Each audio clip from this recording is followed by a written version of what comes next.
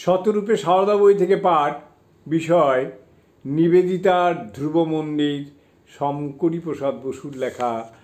নবম পর্যায়ের আলোচনা, তিনি চির আশ্রয়। পরবর্তী অংশ।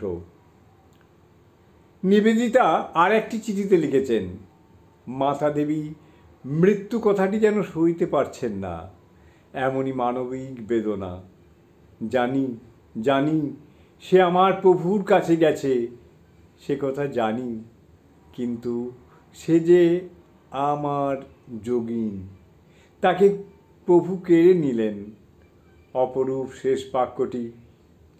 একদিকে রয়েছে অনন্ত সাগরের ব্যঞ্জনা, বায়ুবিন্দু ফিরে গেছে নিজের সমুদ্রে, যোগিন গেছে আমার প্রভুর কাছে।